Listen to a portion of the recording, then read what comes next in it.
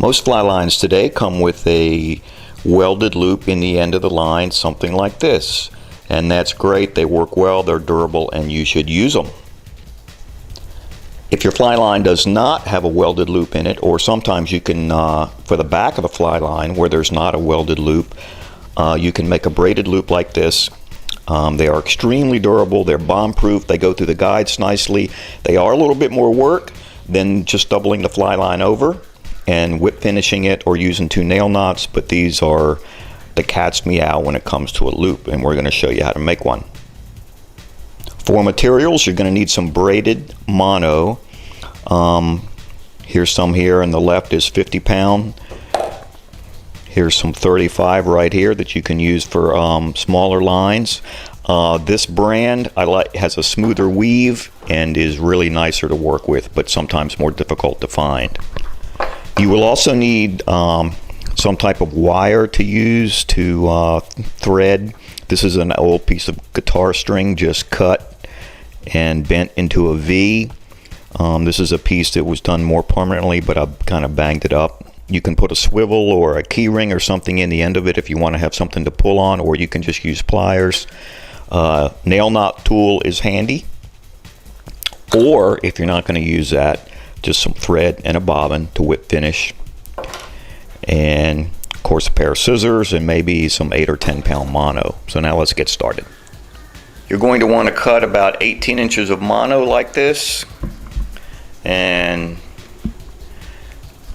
somewhere of 6, 8, 10 inches down, you want to stick your wire inside the hollow core of the braided mono and just start threading it up like that.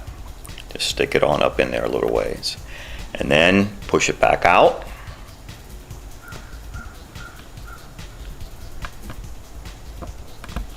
Put the braided mono through like that, then pull it back through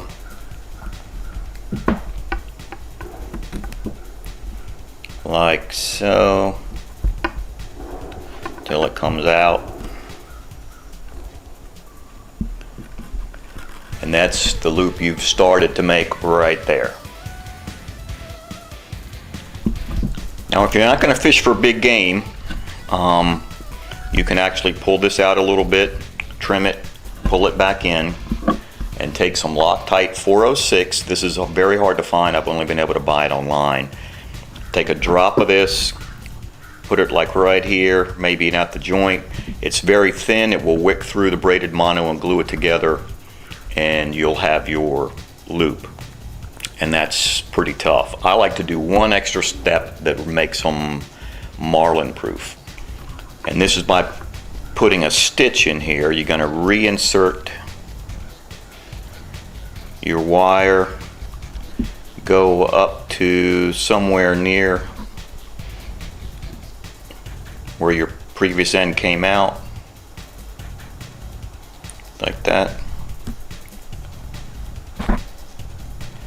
And if I can get this untangled, pull it back through again.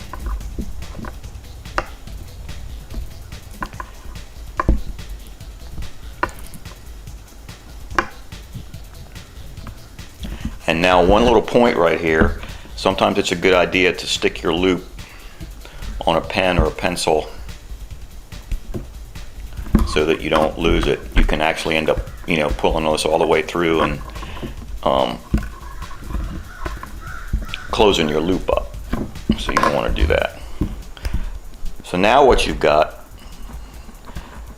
the braided mono runs through here, it went out and back in. There's a little stitch right here, so that's really going to make this loop impossible to pull apart. And you can put the glue on there anyway if you want to make it super duper duper, but it's that's it. And now you just take this end and pull it up just a pinch, cut it off closely, and then pull it back down so it goes back inside. And that's your loop part of the braided loop. All right, now all you do is you take the end of your fly line and you you can get it started, you stick it in and start to feed it up into the braided mono like that. And you just push it on in and work it.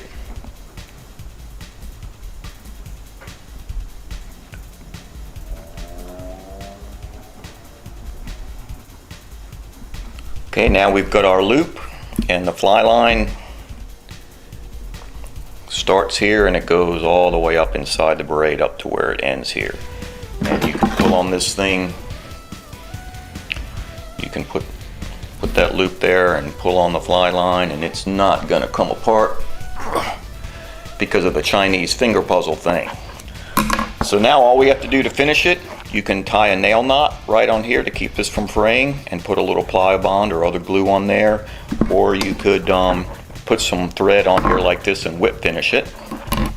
I'm tying a nail knot over it right here with the nail knot tool and some, I don't know, it's probably about 8-pound test mono.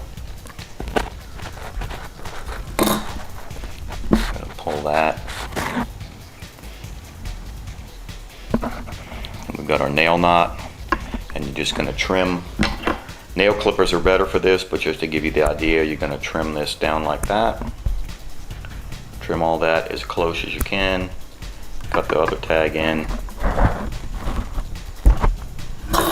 and you'll end up with a nail knot. Clean that up, and then put some glue on it.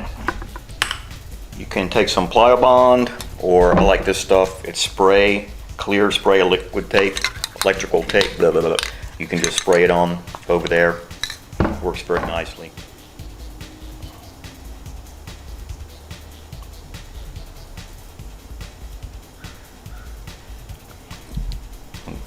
Twirl that around a little bit till it dries. And that's it. Thanks for watching.